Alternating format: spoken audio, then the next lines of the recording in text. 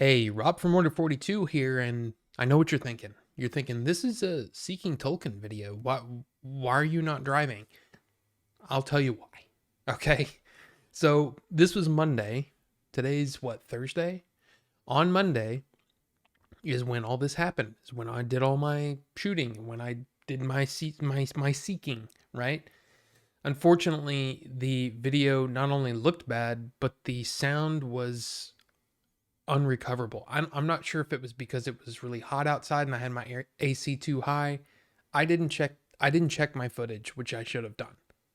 So basically, what I'm trying to tell you is the footage didn't turn out. So I just figured instead of trying to salvage what was left, I would just record this and show off what I got and kind of tell the stories that I told in the video. There wasn't really much really crazy. I was out and about and I decided to go to the largest half price books store in DFW, and that is kind of it's a little north of Dallas proper, you know. And yeah, we I went in there and found a ton of stuff. The first thing I found was this. Sir Gawain and the Green Knight. And I don't know if it's Gawain or Gawain. I always heard Gawain back in the day because this was part of, or this story, I guess, is part of Le Morte d'Arthur, right? Thomas Mallory. And it's something I read in high school, and I did a project on this story. And it was a video project where I acted in it and all that kind of stuff. And I played like 4 parts. It was pretty fun. But anyway, and I wish I had that. I wish I had that so I could show some footage from it, because I fight myself in one sequence where it's like first person and I change clothes. It was pretty fun. Anyway, I figured, hey, why not? This is not part of the Tolkien legendarium, Middle Earth and all that kind of stuff. But I figured I'd give it a shot, and for $4 is pretty good. The only problem is if you look at the top, see how it's like split right there? It looks like it was, sliced through. Just kind of a bummer. I didn't notice that until after I got home. But anyway, it's no big deal. The next one was Lays of Beleriand. I don't own this one in any form. And since this was in such good shape, it was $4. I said, why not? Got a paperback version of Lays of Beleriand. So I was pretty happy to see that. I know what you're going to say about these next two. You're going to be like, Rob, don't you already own these? Do you need any other copies? No, I don't. But, I wanted them. I saw them. I thought they were cool looking. And I couldn't decide which one I liked better. So I just went and bought both. They were $4.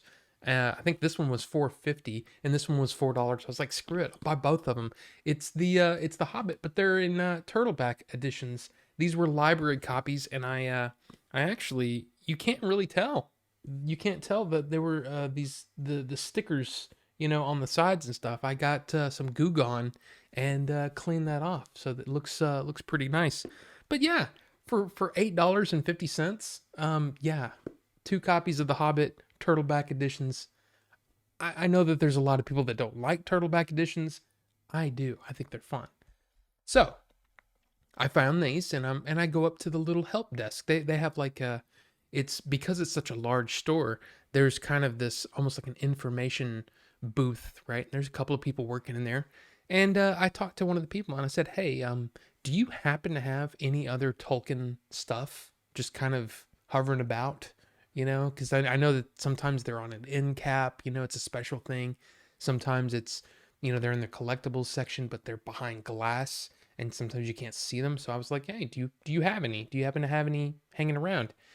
And she was really super helpful. I should have gotten her name, because it's like, I figured that I'll probably be back to that store and she'll probably help me again. So anyway, we're looking around. We don't find anything. She goes, do you have any others that you're looking for in particular? And I said, yeah, I actually have all of them listed with ISBN numbers. She goes, give me the ISBN numbers. So I give them to her, and she finds one. Not at that store, but at the store that's about 45 minutes away in Frisco. So it's north of Dallas, right? And I said, well, yeah, I'll go get it. Yeah, of course. And so yeah, one of the things that she asked that I thought was really funny, she goes, are you like a literature teacher or something like that? And I'm like, why? Is it because I have the ponytail? What is it? I don't know. And I said, no, I'm just a dude who really has got into Tolkien and found it fascinating and something that I just want to learn more about. And I want nice looking editions that I can put on my bookshelf, you know? And she was like, that's really, really cool. And then she gave me an email address and she said, if you're looking for one in particular, email this email account with the ISBN numbers and they will help you track it down. You know, if there's any half price bookstores in, even in the country that might have them and you might be able to track some down. And I said, that's awesome. Thank you. Come to find out, you can do this exact same thing on their website, which is really, really helpful and might, I don't know, might make this search a little easier. But anyway, I get up to Frisco, and this is what they have: The Shaping of Middle Earth, Volume 4, and it's a first edition for $25. And I'm like, okay, this is like absolutely a no-brainer. The only problem, well, there's a couple of problems. Number one, you can see, again, it looks like it's been sliced through right there. And that's a bummer. It didn't cut through to the actual book itself. It's just through the cover. But then, even worse, this is a first edition, right? So usually, if you're gonna buy a first edition, you want one in the best possible shape that you can get it. But the previous owner put a freaking stamp in the front. It's like I hate that. I can't stand it when people mark up books in any way. I mean, come on, dude. Seriously, did you need to do that? You took down the value of this book by doing that. And I just don't. I don't know. I don't know. I guess people's own stuff. You kind of do what you want with it, but I always like things to be in the most pristine condition possible, right? I take care of my stuff. So I just don't like the idea of them doing that. But hey, for $25, I got a really nice edition. So now I have volumes 1 through 4 in varying condition. I have volume 6, right, that I bought, which is kind of right there. First edition, which was, again, I just looked upon it. That was nice to find. And then, of course, I've got 7, 8, and 9 in the history of the Lord of the Rings right there in paperback. So, of course, I'll be seeking out different editions of those as well. But yeah, so that's what I found on Monday's trek around DFW looking at half-price books. I apologize that the footage didn't turn out, so you don't get any cool driving shots and all that kind of stuff. But hey, it's more about this, right? Kind of. Look, it was fun. It was a fun day. I got to find a lot of cool stuff. But then there was also what happened Monday morning. So what I'll do is I will put the full eBay story from my Twitch stream on Tuesday. I will put that at the end of this video, and you can watch that if you like. So thank you so much for watching these. They're so much fun to put together, and so much fun to the search is fun. You get the bug of almost like finding like hidden treasures and stuff. It really is a lot of fun. So thank you for coming on the journey along with me, and we'll see you on the next one. Okay, so that I'm obsessed right now. I keep thinking of Gandalf in Fellowship of the Ring when he's describing Sauron, and the ring. He's like, he's seeking it. All his thought is bent on it. You know what I mean? That's me with Tolkien stuff, right? I'm just like constantly just thinking, okay, what's next? What's all this? So yeah, I was on eBay and I saw an amazing, I mean, like, wow, this is perfect. Look at this. So if you look at those first two, Book of Lost Tales, that's volume 1 and volume 2 of the history of Middle Earth. right? There's 12 volumes. You got volume 3, you got volume 4, you got volume 5. Then it skips to volumes 10, 11, and 12. So basically, if I bought this, I would have every book in some form except for one. And I was like, I want this. And the starting bid was $50. And I'm looking at it and I see that first Book of Lost Tales is just like the one I have. It's a book club edition. It's not anything special. It's not like, it's not going to be a first edition or first print or anything like it. It's a yeah. But I didn't care. I was like, I want those last 6 books there. Lays of Beleriand, Shaping Middle-earth, Lost Road, Morgoth's Ring, War of the Jewels, Peoples of Middle-earth. I want those. And if you look at volume 4, look at the Tolkien logo. That means that's at least a second printing. It's not the first print. Didn't care. I'm like, dude, for $50, are you kidding me? Are you kidding me right now? That's cheap. I've been buying these for at least $10, most of them over $20. I'm down, right? So it ends Monday morning at 7 in the morning, okay? Roughly my time. So I'm looking at it all week, and I think, what would I want to pay for this? I really just want the 6 books. So to me, it's only worth $80. How about I put a bid in for $75? You know how eBay works, right? You can put in the most you want to bid, and then if somebody bids, it might start at 50, right? I had it at 50. Somebody bids 60, it'll automatically bid 61 because I put what I wanted to pay for 75, right? Right? It makes sense. So it sat there for a couple of days at $50, and I'm like, cool, but I know what's going to happen. Toward the end, there's going to be people trying to snipe it, right? Anybody that is interested in this thing. So 2 days later, so like Wednesday, Thursday, it goes up to $99. And it's only one other person. And I'm thinking, okay, so what do I do? Do I go ahead and bid what I want to pay for it, which would be $120? Or do I wait? Because I would think those last 6 books, $20 each, right? $120. I think I'll wait till like the last day. And maybe even like the final hour, right? It's going to be 7 in the morning, Central Time. So I'm thinking maybe I'll be able to get in there and be able to get it. Sunday during the day, I check it again. It's at $152.50. And eBay sends me a message. Hey, you're being outbid. Do you want to rebid? And I'm like, $152. That's more than I want to pay. Because I have no idea. Because that's the thing.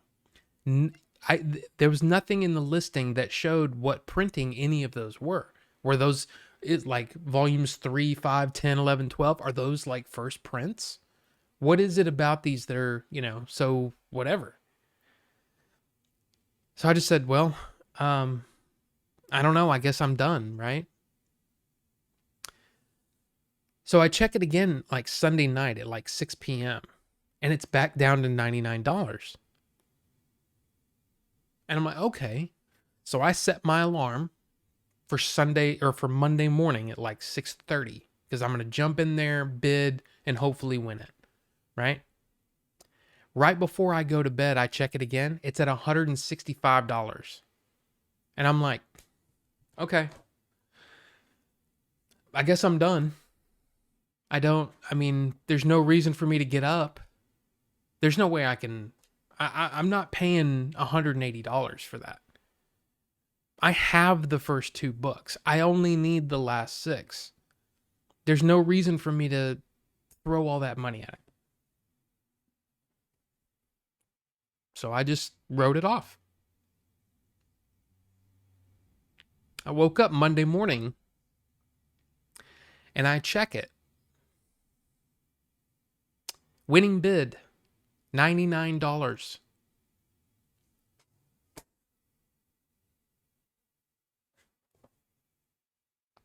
What? What?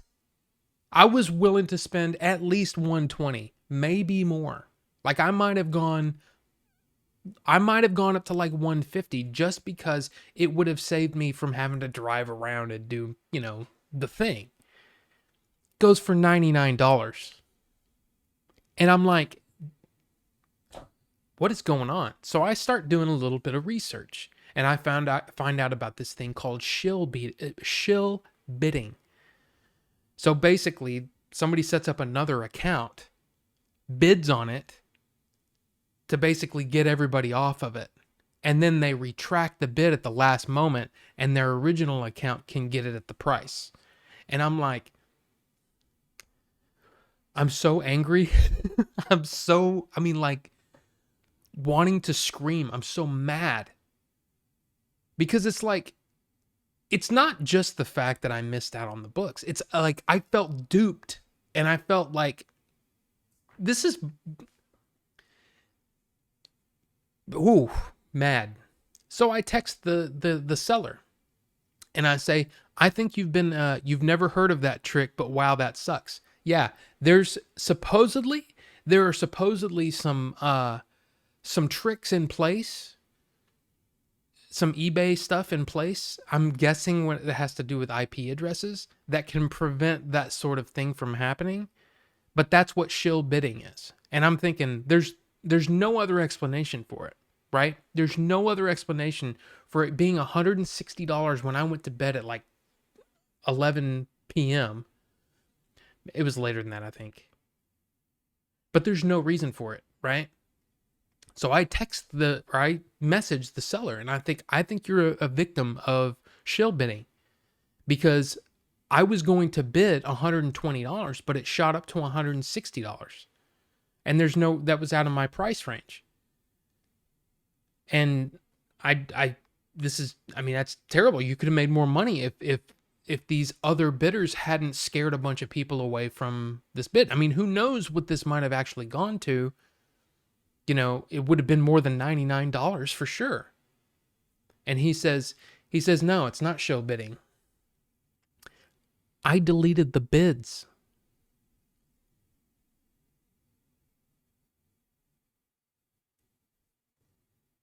He said, I've been a victim of people shooting up, some of my auctions and then not paying for them. So I don't get anything. And because the person that bid $99, had a pretty good rating or whatever, I went ahead and just deleted the other guy. And I'm like,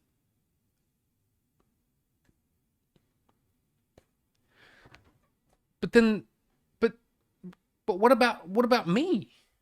I mean, do you know who I am? No, I'm kidding. I'm order 42, damn it.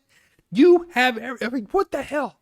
No, I didn't say any of that. I just went, oh, okay. I don't remember what I said to him, but it was like, it's just a shame because I was really interested in it and the higher bids scared me off. I would have bid more than $99. I said, well, good luck or whatever. But yeah, shill bidding is a thing, but it wasn't what actually happened. The guy deleted the bids. The seller looked at bids and said, I don't want $162. I want $99. And I'm like, I can't even be mad anymore. Right? I don't know. I didn't know what to feel. I felt I was irritated.